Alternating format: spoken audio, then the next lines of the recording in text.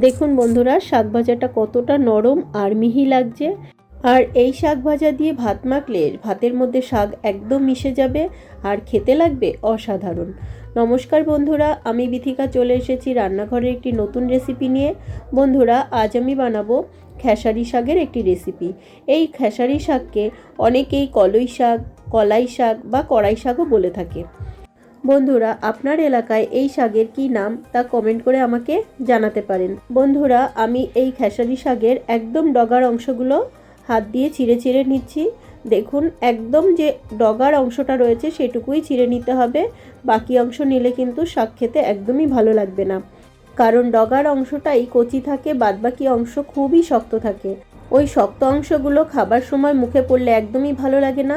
আপনারা যারা বাজার থেকে এই শাক কিনে আনবেন তারাও চেষ্টা করবেন শুধুমাত্র কচি অংশগুলোই দেওয়ার।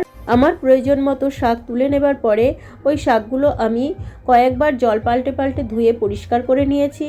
এরপর শাকের থেকে জল ঝরে যাওয়ার পরে শাকগুলো আমি একটি বটির সাহায্যে একদম মিহি করে কুচি কুচি করে কেটে নিচ্ছি। বন্ধুরা, আপনারা যখন এই শাক কাটবেন আপনারাও চেষ্টা করবেন একদম মিহি করে কাটার। বন্ধুরা, কলাই শাক এটি খেতে খুবই ভালো লাগে, তবে এটি আমাদের শরীরের জন্য খুবই উপকারী। এই কলাই শাকের মধ্যে আছে প্রচুর পরিমাণে ভিটামিন এ আর আছে প্রচুর পরিমাণে ফাইবার। এই ফাইবার আমাদের কোষ্ঠকাঠিন্যতা দূর করে। বাতের ব্যথায় যারা বেশি কষ্ট পান তারা মাঝে মাঝে এই শাক খেতে পারেন। এছাড়াও এই শাক খেলে আমাদের চোখের দৃষ্টিশক্তি বাড়ে।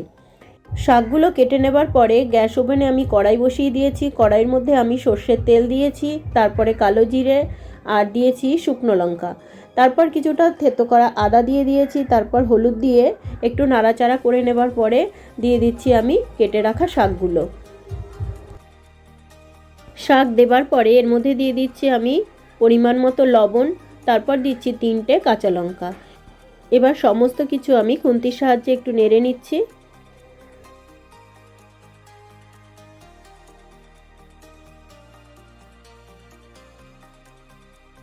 3 মিনিট রান্না করার পরে দেখুন বন্ধুরা, শাকের থেকে বেশ খানিকটা জল বেরিয়েছে। আমি এখানে একটু আলাদা করে জল ব্যবহার করিনি, এই শাকের থেকেই এই জলটা বের হয়েছে। এই জলটা শাকের মধ্যেই শুকিয়ে নিতে হবে।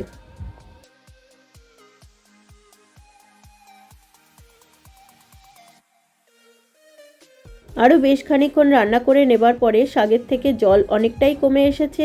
এরকম অবস্থায় এই শাকের মধ্যে দিয়ে দিচ্ছি আমি 1 চামচ চালের গুঁড়ো। আপনারা এখানে চাল বাটারও ব্যবহার করতে পারবেন। এই চাল বাটা দিলে এই শাকের স্বাদ বেড়ে যায় আর শাকটা অনেকটা মিহি আর নরম হয়ে যায়।